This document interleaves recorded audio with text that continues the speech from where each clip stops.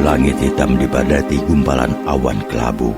Nusa Jawa yang terapung di permukaan laut bergetar dalam selimut kabut ketakutan, kegelisahan, keresahan, dan kecurigaan yang menyebar di segenap penjuru hingga sudut-sudutnya. Terang matahari dan cahaya rembulan purnama tidak mampu lagi mengusir kabut tebal yang menerkam ujung terdalam jiwa manusia yang hidup di atasnya. Namun, seiring melesatnya waktu, langit pun terang tanpa awan biru. Berbeda dengan langit biru tentang tanpa awan, di permukaan Nusa Jawa kabut masih kuat dan pekat, menutupi seluruh penjuru kehidupan para penghuninya, bagikan gembala memelihara ternak di tepi hutan yang banyak harimau dan serigala. Demikian para penghuni Nusa Jawa saling melirik dan mencuri pandang dengan sorot mata penuh curiga, seolah-olah menghadapi ancaman hewan buas. Bayangan-bayangan hewan buas dan hantu-hantu mengerikan berkeliaran di tengah gumpalan kabut, menyeringai, meraung, melolong, melenguh, dan menggeram bagai makhluk haus darah mengintai mangsa. Gerangan apakah yang terjadi di negeri subur dan makmur berkelimpah padi, buah-buahan, susu, dan madu itu? Lebih sewindu lalu, menurut cerita burung yang menyebar dari mulut ke mulut, terjadi prahara yang mengerikan dan menabur kebinasaan di Nusa Jawa. Prahara itu akibat benturan dahsyat dua angin berkekuatan besar yang membadai. Yang satu adalah badai merah yang datang dari arah barat, sedangkan yang lain adalah badai putih yang datang dari timur. Padahal kedua badai itu pada awalnya sama, yaitu angin sejuk dan segar yang berhembus sepoi-sepoi membasahi pepohonan, rerumputan, dan bebatuan.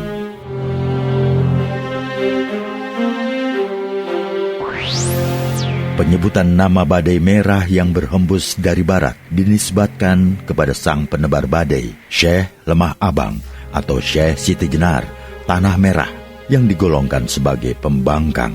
Karena itu, para pengikutnya disebut golongan abangan yang memiliki makna pengikut Syekh Siti Jenar.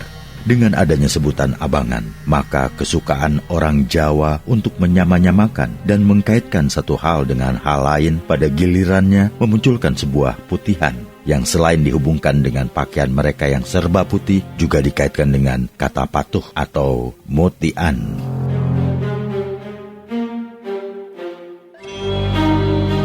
Munculnya sebutan golongan putihan membawa perkembangan yang lain lagi. Jika sebelumnya golongan abangan dinisbatkan sebagai pengikut Syekh Siti Jenar, maka dengan pemaknaan patuh bagi golongan putihan menimbulkan asumsi tidak patuh, alias membangkang kepada golongan abangan. Demikianlah para pengikut Syekh Siti Jenar dicap sebagai golongan pembangkang, bahkan murtad. Menurut cerita, benturan dua badai berlawanan arah itu puncaknya terjadi di Kesultanan Demak, pusat kekuasaan Islam yang paling awal di Nusa Jawa. Tragisnya, prahara yang merupakan bagian dari drama di atas panggung kehidupan itu adalah benturan antara angin Islam dan angin Islam sendiri. Tragedi anak manusia apakah yang sedang berlangsung pada zaman itu?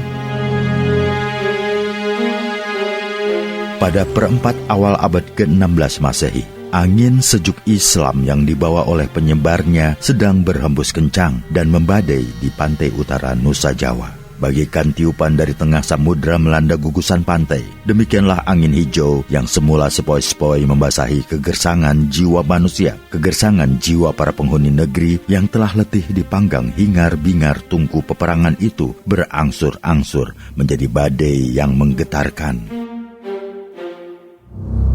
Hal itu berlangsung ketika Menara Gading Majapahit yang pernah menebarkan zaman keemasan di segenap penjuru negeri telah tidak berdaya lagi. Padam, terpuruk menjadi reruntuhan puing yang dihuni tikus, anjing geladak, burung gagak, rayap, dan kuman penyakit.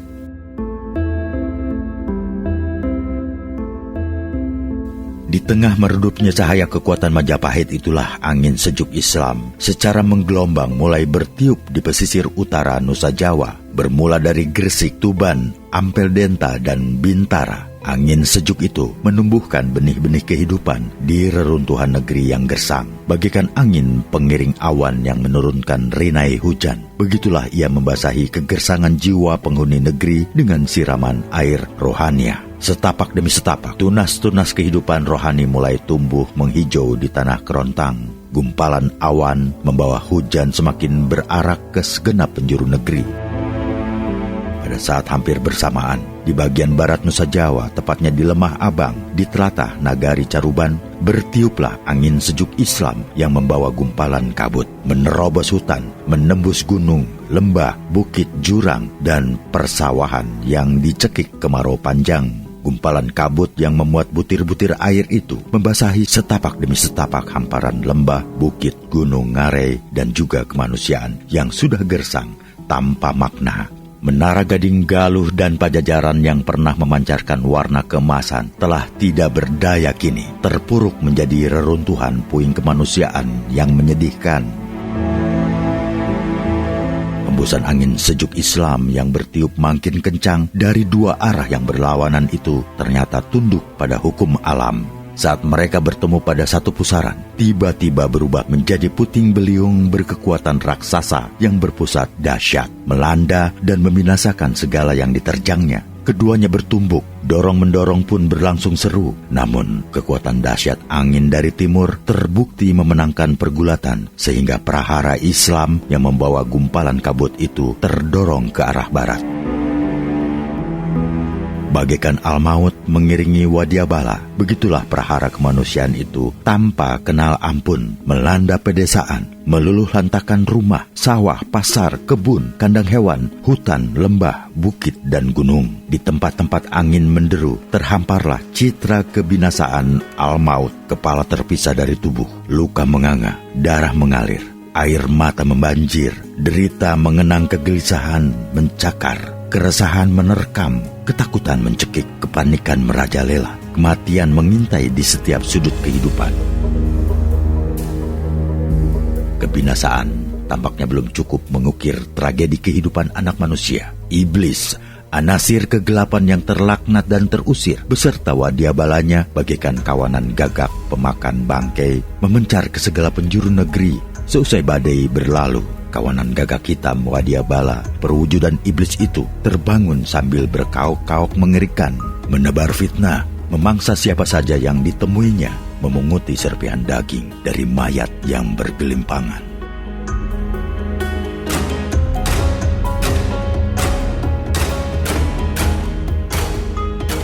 Langit biru terang tanpa awan, badai berlalu.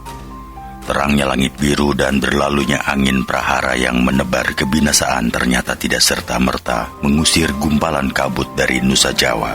Sejauh mata memandang dari ufuk timur ke barat, hanya ada puing-puing reruntuhan jiwa manusia yang berserakan tanpa daya. Kesunyian menghampar, kesenyapan tergelar. Hanya tangisan bocah-bocah yang menjadi yatim sayup-sayup terdengar memecah hening.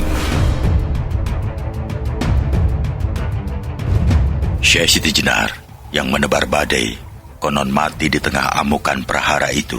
Tak seorang pun tahu di mana kuburnya. Menurut cerita, ada orang yang menyaksikan mayat Syekh Siti Jenar berubah menjadi bangkai anjing. Sebagian menyatakan bangkai itu dihanyutkan ke sungai. Sebagian lagi menyatakan bangkai itu dikubur di Mantingan. Menurut kesaksian yang lain, bangkai anjing jelmaan Syekh Siti Jenar dimakamkan di belakang mihrab Masjid Agung Demak. Aneh, bangkai anjing dikubur di belakang mihrab masjid. Lebih aneh lagi ada yang menyaksikan bangkai Syekh Siti Jenar menebarkan bau wangi semerbak.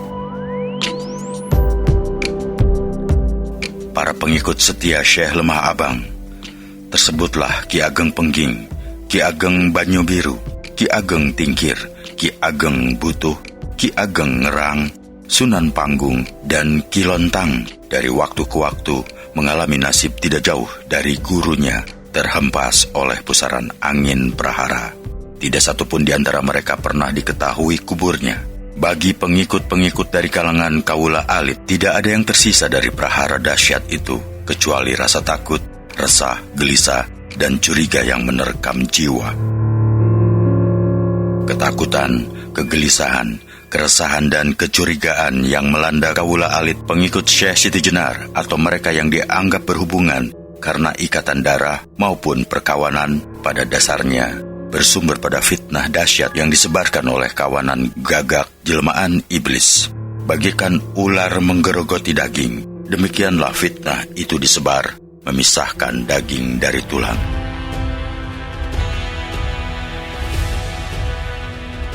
Daging-daging yang dianggap busuk hendaknya dikelupas dari tulang dan dibakar demi memelihara kesucian. Demikianlah para pengikut Syekh Siti Jenar tidak saja digolongkan sebagai daging busuk yang membahayakan kesucian tulang, tetapi dianggap bukan bagian dari tulang. Pengikut Syekh Siti Jenar dianggap telah murtad dari kebenaran agama Rasulullah. Kaula alit yang terkena cap sebagai wong abangan dianggap sebagai bukan bagian dari umat Islam dan darah mereka halal ditumpahkan. Akibat yang ditimbulkan oleh fitnah itu sangat memilukan, begitu kelam, pekat. Semua itu akibat ketidakmampuan manusia mengendalikan segala nafsu duniawinya sehingga terjadilah tragedi manusia memakan sesamanya.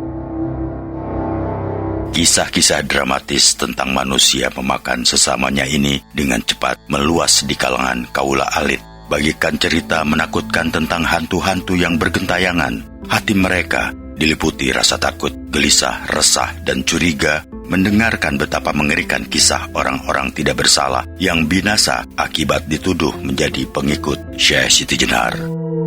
Ada kisah tentang orang-orang kaya yang binasa dan hartanya dijadikan jarahan. Ada pula orang-orang beristri cantik yang dimakan fitnah sebagai wong abangan. Kemudian istri-istri mereka dijadikan rebutan. Atau tentang Nayaka Praja yang kehilangan jabatan akibat fitnah dari kawan-kawan yang mengincar kedudukan mereka.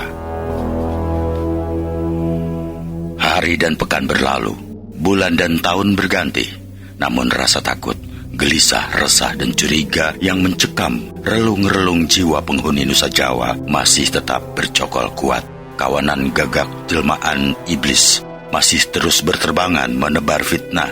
Mereka selalu mengikuti ke arah mana serigala-serigala haus darah mencari mangsa. Saat kawanan serigala meninggalkan sisa-sisa daging mangsanya, datanglah kawanan gagak yang dengan kerakusan tiada tara memunguti serpi-serpi daging yang sudah basah oleh liur. Itulah upah mereka sebagai penebar fitnah. Giri Amparan Jati, sebuah pesantren yang terletak di lereng Gunung Sembung di Telatah Kasunanan, Cirebon, Girang. Pada paruh pertama abad ke-16, Giri Amparan Jati merupakan pusat pendidikan Islam yang menjadi tujuan para musafir penuntut ilmu dari berbagai penjuru negeri. Tidak berbeda dengan tempat lain di Nusa Jawa. Di pesantren yang telah berusia hampir 1 abad itu, para penghuninya tidak luput dari intayan rasa takut, gelisah, resah, dan curiga akibat empasan angin prahara yang menebar malapetaka. Bahkan, di sana berlaku peraturan aneh yang dikenakan kepada santri dan seluruh warga pesantren, yaitu larangan untuk menanyakan segala sesuatu yang berkaitan dengan santri-santri generasi pertama yang diasuh oleh almarhum Syekh Dahtuk Kahfi, pendiri pesantren. Karena yang menetapkan larangan itu adalah Syekh Maulana Jati Syarif Hidayatullah, pengasuh pesantren Giri Amparan Jati yang juga susuhunan Cirebon Girang, maka peraturan yang aneh itu dipatuhi begitu saja selama bertahun-tahun tanpa ada yang berani menanyakan alasannya. Bahkan Nayaka dan Abdi di Kasunanan Cirebon Girang pun tidak ada yang berani bertanya ini dan itu tentang peraturan aneh tersebut. Mereka seolah sepaham bahwa melanggar peraturan berarti mendatangkan laknat dan malapetaka. Manusia adalah manusia. Semakin ia dilarang akan semakin kuat ia melanggar. Seperti kisah Nabi Adam dan istrinya Hawa. Keturunan mereka pun cenderung melanggar sesuatu yang dilarang. Meski dipatuhi di permukaan, di belakang justru dilanggar. Santri Giri Amparan Jati dengan mencuri-curi berusaha mencari tahu latar di balik peraturan itu. Diam-diam mereka menjadikan peraturan itu sebagai bahan pembicaraan kasakusuk, terutama ketika sedang melakukan pekerjaan di luar waktu belajar, di sela-sela kegiatan, mengambil air untuk mengisi bak mandi, beristirahat usai berlatih silat, mencari kayu bakar, bahkan menjelang tidur.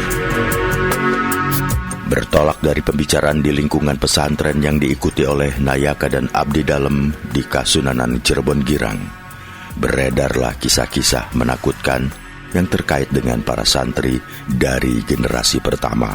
Di antara cerita-cerita yang simpang siur itu, hampir semuanya terpusat pada satu tokoh utama bernama Syekh Datuk Abdul Jalil, yang juga disebut Syekh Siti Jenar alias Syekh Lemah Abang. Ternyata dari peraturan aneh itu muncul keanehan pula. Berbagai kisah buruk dan nista bergumul dengan berbagai kisah terpuji dan mulia tentang tokoh utama yang merupakan santri generasi pertama itu. Di satu sisi banyak beredar cerita kelam dan hitam tentang Syekh Datuk Abdul Jalil. Misalnya ada kisah yang menuturkan bahwa ia semula merupakan santri taat yang berubah jahat dan murtad karena mengikuti ajaran sesat setelah tinggal di Baghdad. Konon di sana ia berguru kepada jin. Ada pula kisah yang menyatakan bahwa ia sesat karena mempelajari ilmu dari tukang sihir Baghdad. Kisah sejenis yang lain juga menuturkan bahwa santri pertama itu anak yang durhaka terhadap orang tuanya sehingga diusir dan hidup dalam kesesatan. Ada lagi yang menyebutkan ia sebagai anak resi yang masuk Islam, namun kemudian memilih jalan sesat hingga murtad kembali. Bahkan muncul pula kasakusuk yang mengatakan bahwa Syekh Datuk Abdul Jalil sebenarnya bukan dari golongan manusia. Ia adalah jelmaan cacing menjijikan. Lantaran itu, kemudian Islam tidak membawa manfaat apa-apa baginya, kecuali kesesatan yang menuju kenistaan dan kehinaan. Bukti bahwa ia bukan manusia adalah saat mati, mayatnya menjelma anjing. Sementara di sisi lain muncul pula kisah yang menempatkannya sebagai orang yang terpuji dan mulia. Ada satu kisah yang memaparkan bahwa ia adalah adik sepupu Syekh Datuk Kahfi. Syekh Datuk Abdul Jalil dikenal sebagai seorang alim yang berilmu luas bagai samudra.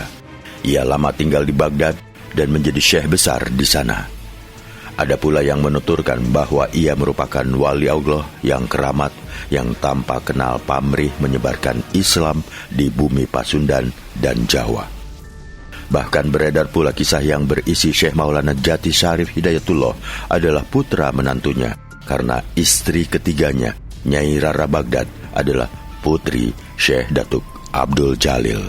Pembicaraan kasakusuk yang bertentangan itu membuat santri turut merasakan getar ketakutan, kegelisahan, keresahan, dan kecurigaan ketika mereka sampai pada berita-berita yang menyatakan bahwa orang-orang yang menjadi pengikut atau diduga menjadi pengikut Syekh Abdul Jalil dikucilkan dan dibenci masyarakat. Beredar pula kisah bahwa mereka dibunuh oleh orang-orang tidak dikenal. Para santri tidak pernah bertanya apakah peristiwa-peristiwa itu terjadi di telatah Cirebon Girang atau di tempat lain. Mereka hanya meyakini begitu saja berita-berita itu sebagai kebenaran yang menakutkan. Berbagai kisah simpang siur tentang Syekh Datuk Abdul Jalil yang semula hanya menjadi bahan pembicaraan kasakusuk berubah menjadi persoalan serius ketika pesantren Giri Amparan Jati hadir seorang santri baru yang dihormati, Raden Ketip. Raden Ketip adalah putra Pangeran Surodirejo, Adipati Palembang. Pangeran Surodirejo merupakan putra Raden Kusen, Adipati Terung. Raden Kusen adalah putra Aryo Damar, Adipati Palembang terdahulu.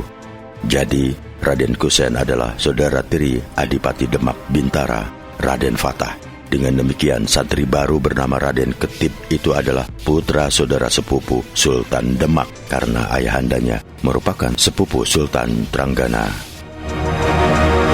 Ihwa kehadiran Raden Ketip di Giri Amparan Jati pada mulanya bukan sepenuhnya untuk menuntut ilmu keislaman kepada Syekh Maulana Jati, karena ayahanda Raden Ketip mengirimkannya ke Giri Amparan Jati atas permintaan kakeknya, Raden Kusen. Setelah Majapahit runtuh oleh serangan pasukan tombak yang dipimpin Sesuhunan Kudus dan Pangeran Pancawati, Raden Kusen yang menjadi panglima perang Majapahit ditawan. Namun karena Raden Kusen adalah paman Sultan Trenggana, maka dia kemudian dibawa ke Demak. Setelah beberapa waktu tinggal di sana, Raden Kusen dipindahkan ke Kudus. Kepindahan ini ada kaitannya dengan hubungan keluarga antara Raden Kusen dan Sesuhunan Kudus. Putri Raden Kusen adalah istri Sesuhunan Kudus. Selanjutnya Panglima tua itu dibawa ke Cirebon Girang dan tinggal di sana dengan menggunakan nama Pangeran Pamalekaran. Dia diambil menantu oleh Sesuhunan Cirebon Girang, Syekh Maulana Jati, dengan menikahi putrinya yang bernama Nyai Metasari. Meski didampingi istri yang cantik dan muda, jiwa Pangeran Pamalekaran tetap hampa. Bagi orang setua dia, kehadiran cucu yang bisa mendengarkan dengan bangga kisah-kisah keperwiraan dan kebesarannya di masa lampau adalah daya hidup yang dahsyat.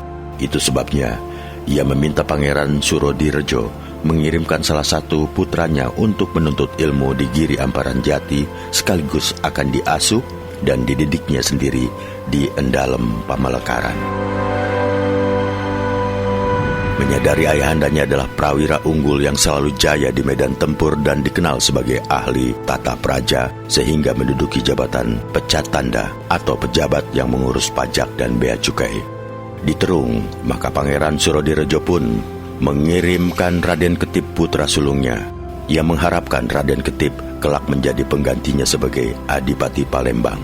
Pangeran Surodirejo yakin di bawah asuhan dan didikan kakeknya, Raden Ketip akan menjadi pemimpin yang ulet, tegas, teguh pendirian, dermawan, adil, dan dicintai rakyat. Saat dikirim ke Giri Amparan Jati, Raden Ketip adalah pemuda berusia 16 tahun. Sedikit pun ia tidak pernah mengetahui maksud lain ayahandanya mengirim dirinya ke pesantren Giri Amparan Jati. Ia mengira kehadirannya di pesantren semata-mata untuk menuntut ilmu atas petunjuk kakeknya. Itu sebabnya, walaupun keluarga pesantren sangat menghormatinya sebagai cucu Pangeran Pamalekaran, ia berusaha menjadi santri yang tidak menginginkan keistimewaan apapun. Bersama-sama dengan santri yang lain, ia mencari kayu bakar, mengisi bak mandi, berlatih silat dan tidur beramai-ramai di gubuk bambu beratap daun tal. Usai mengerjakan tugas-tugasnya sebagai santri, biasanya pada malam hari Raden Ketip sesuai pesan ayahandanya datang ke Endalem Pamalekaran untuk menimba ilmu pengetahuan dari kakeknya, terutama ilmu keprajuritan dan tata praja. Namun berbeda dengan harapan ayahandanya, Raden Ketip ternyata tidak tertarik dengan ilmu keprajuritan dan tata praja. Ia lebih suka mendengarkan cerita tentang kenakalan-kenakalan kakeknya semasa remaja atau tentang pengalaman kakeknya mengarungi samudera kehidupan.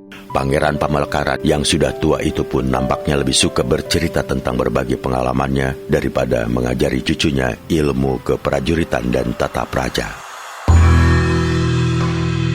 Raden Ketip merupakan pemuda yang rendah hati. Ia tampak dari kegemarannya mengajak kawan-kawannya sesama santri berkunjung ke Endalem Pamalekaran, mendengarkan cerita-cerita menakjubkan yang pernah dialami kakeknya. Ia juga dikenal dermawan, sehingga tidak jarang uang saku yang diperoleh dari sang kakek habis dibagi-bagi untuk kawan-kawannya. Sering juga ia ikut berkunjung ke rumah salah seorang kawan yang ayahnya hanya seorang gedeng atau malah kuwu. Bermula dari keakraban dengan kawan-kawan sesama santri, Raden Ketip mengetahui tentang peraturan aneh serta kasak-kusuk itu. Ia tidak pernah menduga bahwa cerita yang pernah ia dengar tentang Syekh Siti Jenar yang sesat dan murtad dari guru mengajinya itu ternyata berasal dari pesantren tempat ia menimba ilmu sekarang ini. Namun berbeda dengan kisah-kisah yang pernah ia dengar selama di Palembang, ternyata Giri Amparan Jati ada beberapa kisah yang menggambarkan Syekh Murtad itu sebagai orang yang terpuji dan mulia. Bahkan yang membuat keningnya berkerut adalah bisik-bisik yang menyatakan bahwa istri Syekh Maulana Jati adalah putri Syekh Siti Jenar. Kesimpang siuran itu menumbuhkan rasa ingin tahu Raden Ketip. Cerita-cerita itu begitu menakjubkan. Ia sangat ingin menyingkap kabut yang menyelimuti kehidupan santri Giri Amparan Jati generasi pertama itu. Benarkah Syekh Datuk Abdul Jalil sesat dan murtad? Benarkah dia berguru kepada tukang sihir Baghdad? Benarkah dia anak durhaka? Benarkah dia bukan manusia melainkan seekor cacing tanpa ayah dan ibu? Benarkah dia ayahanda Nyai Rara Baghdad? Benarkah dia adik sepupu Syekh Datuk Kahfi, Sunan Jati Purba, pendiri pesantren Giri Amparan Jati? Benarkah dia wali Allah yang menyebarkan Islam tanpa pamrih di negari Galuh, Kertabumi, Sumedang Larang, Sadawarna, Subang, Laragung, Bantarkawung, Demak, Majenang, Pasir, Mataran, hingga Pengging? Kecamuk tanda tanya yang berjejal-jejal di kepala Raden Ketip menjadi bara api penasaran yang membakar hati dan benak, terutama setelah ia menghadapi jalan buntu ketika berusaha menguak lebih dalam tentang keberadaan Syekh Datuk Abdul Jalil yang membingungkan. Jalan buntu itu bermula kecurigaan yang mencuat dari setiap orang yang ditanyainya. Santri Giri Amparan Jati, Nayaka, dan Abdi Kasunan Cirebon Girang tampaknya sama-sama memahami bahwa Raden Ketip adalah cucu Pangeran Pamalekaran. Ia juga keponakan Sultan Demak. Mereka diam-diam menaruh curiga bahwa sangat mungkin Raden Ketip dikirim ke Giri Amparan Jati dan Kasunanan Cirebon Girang dilatari tujuan untuk mencari sisik melik yang berkaitan dengan ajaran sesat Syekh Datuk Abdul Jalil. Menghadapi jalan buntu itu, sempat terbesit di benak Raden Ketip niat untuk menanyakan langsung hal tersebut kepada Ramanda gurunya Syekh Maulana Jati. Namun, sebagai seorang yang sejak kecil dididik di lingkungan Kadipaten Palembang yang menanamkan nilai-nilai penghormatan dan pemuliaan terhadap guru, maka niat itu dibatalkannya. Apalagi ada kasakusuk yang menyatakan bahwa Ramanda gurunya adalah menantu Syekh Datuk Abdul Jalil. Tentu hal itu sangat kurang ajar dan tidak mengenal tata krama bagi seorang santri yang wajib memuliakan gurunya. Mendengarkan cerita-cerita kakeknya, sempat pula terbesit keinginan di benak Raden Ketip untuk menanyakan tentang kisah Syekh Datuk Abdul Jalil. Namun keinginan itu lagi-lagi terpaksa ditahan. Raden Ketip sadar bahwa kakeknya memang menetap di Cirebon Girang baru beberapa tahun saja. Sementara Syekh Datuk Abdul Jalil saat tinggal di Cirebon Girang sudah puluhan tahun silam. Di samping itu, ia tidak ingin menyinggung perasaan kakeknya karena bagaimanapun Sultan Demak yang mendiamkan saja pembunuhan Syekh Datuk Abdul Jalil oleh Sunan Kudus itu adalah keponakannya. Terlebih lagi, Sunan Kudus sendiri adalah menantunya. Keinginan kuat Raden Ketip untuk menguak rahasia Syekh Datuk Abdul Jalil ternyata makin meningkatkan kecurigaan para santri, Nayaka, dan Abdi Kasunanan Cirebon Girang. Dengan cara terang-terangan atau samar, mereka berusaha menghindar setiap kali didekati Raden Ketip. Sebagai orang yang tanggap dengan keadaan, Raden Ketip cepat menyadari bahwa dirinya diam-diam telah dikucilkan dari kehidupan pesantren maupun kasunanan. Menyadari dirinya tidak melihat kemungkinan beroleh sesuatu dari pesantren maupun kasunanan, maka dengan semangat tetap membara, Raden Ketip berusaha mencari penjelasan dari tempat lain. Diam-diam pada waktu senggang ia berkeliling ke desa-desa sekitar Giri Amparan Jati.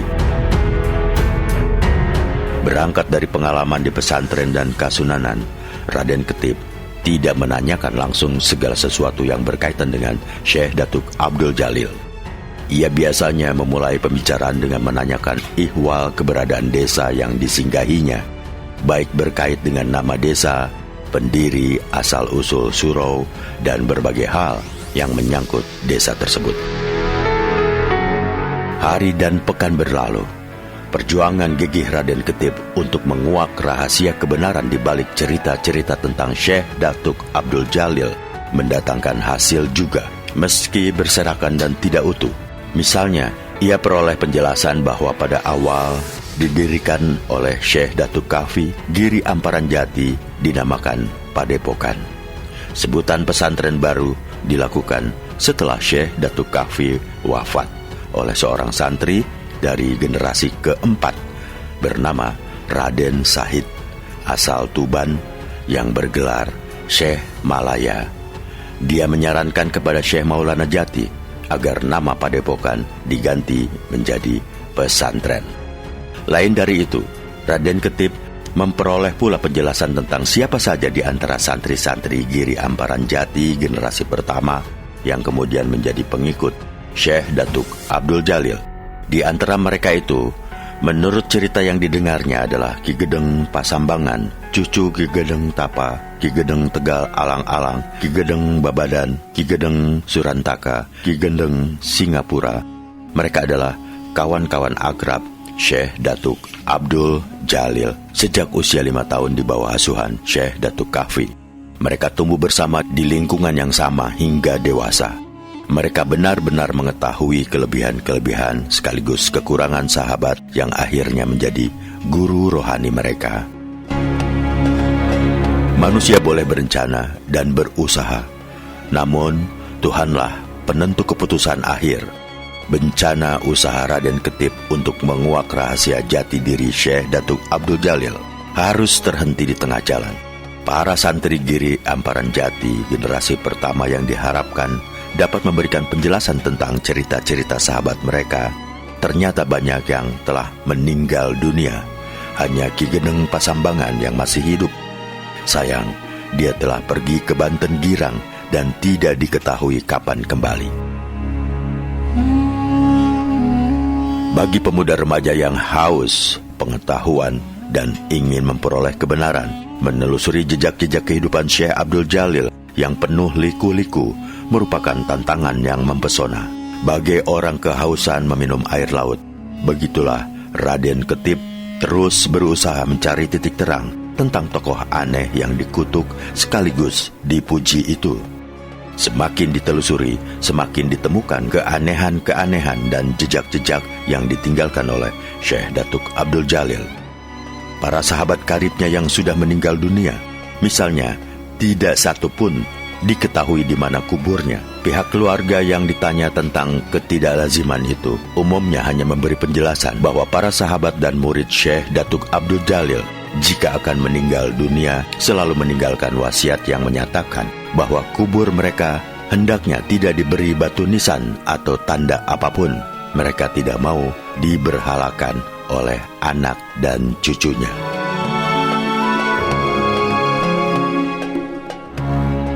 Kenyataan ini benar-benar membingungkan Raden Ketip. Selama hidup di Kadipaten Palembang, ia terbiasa membaca surat Yasin, tahlil, dan mengadakan kenduri untuk memperingati orang yang meninggal dunia. Ternyata upacara itu tidak satupun dilakukan oleh sahabat-sahabat dan murid-murid Syekh Datuk Abdul Jalil. Padahal sejak ia tinggal di Giri Amparan Jati, kebiasaan semacam itu juga dilakukan orang. Kenyataan ini sungguh teramat aneh. Tanpa terasa telah 3 tahun Raden Ketip tinggal sebagai santri di Giri Amparan Jati. Tanpa terasa pula usianya bertambah. Keakraban antara Raden Ketip dan kakeknya semakin erat ketika Nyai Mertasari, istri kakeknya, melahirkan putra yang diberi nama Raden Santri. Raden Ketip yang hampir 20 tahun usianya itu harus memanggil paman kepada bayi yang baru lahir. Aneh sekali rasanya.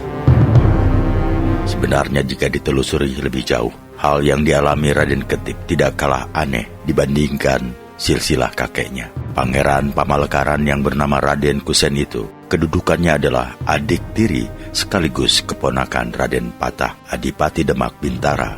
Bagaimana hal rumit itu bisa terjadi? Raden Kusen adalah putra Aryo Damar. Aryo Damar sendiri adalah putra Prabu Kertawijaya, Wijaya Parakrama Wardana, Maharaja Majapahit. Aryo Damar kemudian dianugerahi seorang perempuan Cina bernama Retno Subanci oleh ayahandanya. Saat itu Retno Subanci adalah salah seorang selir ayahandanya yang sedang hamil muda. Aryo Damar diwanti-wanti agar tidak menyentuh Retno Subanci sebelum bayi yang dikandungnya lahir. Tidak lama, lahirlah bayi laki-laki yang diberi nama Raden Fatah. Kemudian Retno Subanci dinikahi oleh Aryo Damar. Lalu lahirlah Raden Kusen yang menurunkan beberapa putra dan putri, di antaranya Pangeran Surodirejo, ayahanda Raden Ketip. Berawal dari mempertanyakan keanehan-keanehan silsilah keluarga itulah, Raden Ketip tanpa pernah direncanakan sebelumnya, tiba-tiba menyinggung hal ihwal keanehan cerita-cerita yang menyangkut Syekh Datuk Abdul Jalil atau Syekh Siti Jenar. Satu hal yang tidak pernah diduga Raden Ketip, ternyata kakeknya pernah bertemu Syekh Datuk Abdul Jalil walaupun sangat singkat. Dia memanggil aku dengan sebutan paman karena dia putra angkat Ki Danusela, putra Eyang Prabu Kertawijaya. Dia mengira aku adalah adik dari Rakanda Raden Fatah. Itu tidak salah, tetapi dia sebenarnya juga menyebutku Rakanda karena aku adalah keponakan Ki Danusela, katanya sambil tertawa. Merasa kakeknya hanya kenal sepintas saja dengan Syekh Datuk Abdul Jalil, Raden Ketip kemudian menuturkan betapa selama itu ia berusaha mencari tahu tentang tokoh aneh itu. Pangeran Pamalekaran mengerutkan kening mendengar penuturan cucunya. Namun, sesaat kemudian dia menyatakan akan memanggil Ki Gendeng Pasambangan, putra Ki Gendeng Tapa yang merupakan kawan Syekh Datuk Abdul Jalil. Biarlah Ki Gendeng Pasambangan menuturkan segala sesuatu yang diketahuinya kepadamu, kata Pangeran Pamalekaran datar. Namun Eyang, saut Raden Ketip takzim, bagaimana jika cerita Ki Gendeng Pasembangan nanti menyinggung perasaan Eyang? Menyinggung perasaanku? Pangeran Pamalekaran mengernyitkan kening.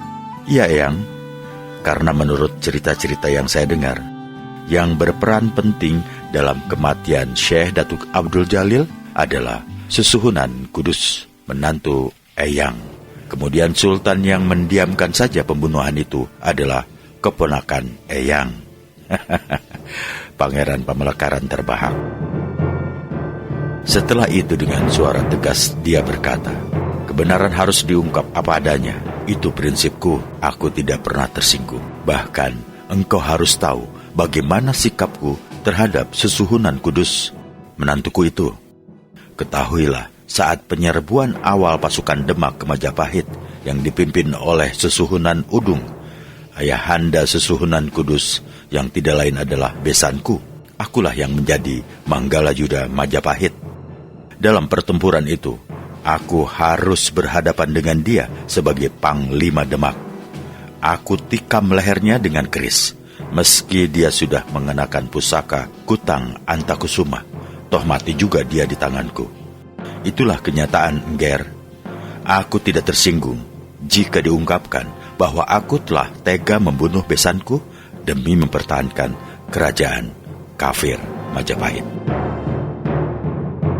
Dalam peristiwa itu, banyak orang menyalahkan aku. Namun aku tidak peduli, karena aku sudah berkali-kali mengingatkan bahwa aku adalah murid yang setia dan teguh memegang amanat guru. Telah berkali-kali kukatakan bahwa aku tetap memegang amanat guruku, Raden Ali Rahmatullah, yang menitahkan aku agar mengabdi pada Majapahit apapun yang terjadi, demi melindungi pemeluk-pemeluk Islam di pedalaman. Namun mereka tidak peduli. Mereka tidak menghargai prinsip hidupku. Mereka baru sadar setelah semuanya terjadi. Raden Ketip menarik nafas dalam-dalam mendengar kisah kakeknya.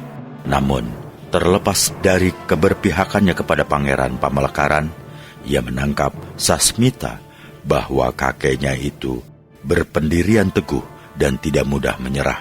Kakeknya hanya bisa disejajarkan dengan tokoh Bhisma dalam cerita Mahabharata, berani menanggung resiko apapun demi memegang teguh prinsip yang diyakini kebenarannya.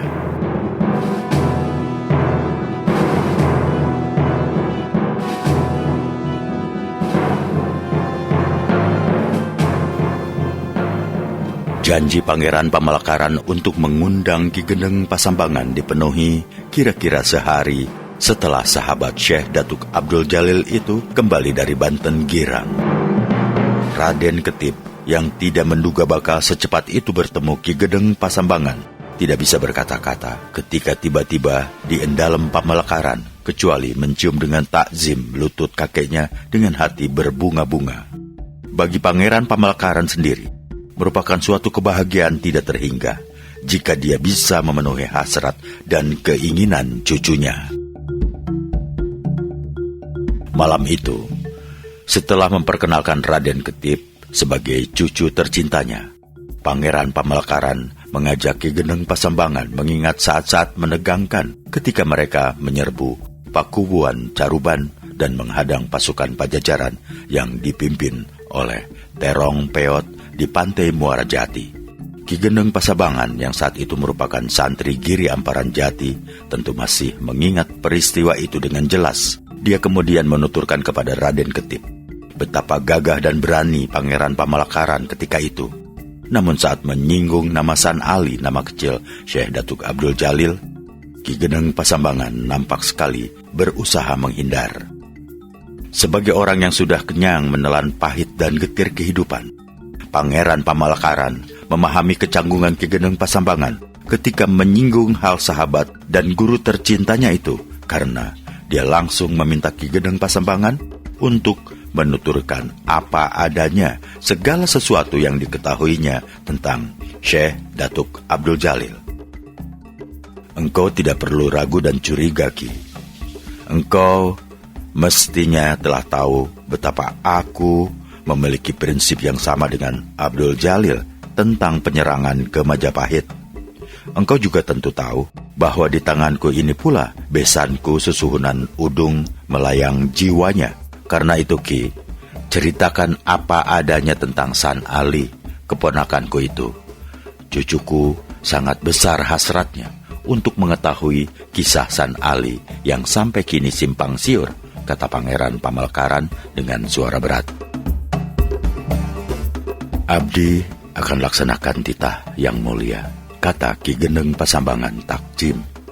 Beberapa jenak setelah Pangeran Pamalakaran berpamitan hendak beristirahat, Ki Gendeng Pasambangan yang duduk berdua berhadap-hadapan dengan Raden Ketip memulai ceritanya. Dia bercerita berdasarkan kesaksian pribadi, penuturan Syekh Datuk Abdul Jalil, fatwa, dan kisah dari Syekh Datuk Kahfi. Cerita dari kawan-kawannya sesama santri, penuturan kakeknya Ki Gendeng Tapa, dan cerita dari Haji Abdullah Iman, yaitu Pangeran Walang Sungsang Cakrabuana, kepala nagari Cirebon, yang tidak lain adalah saudara sepupunya.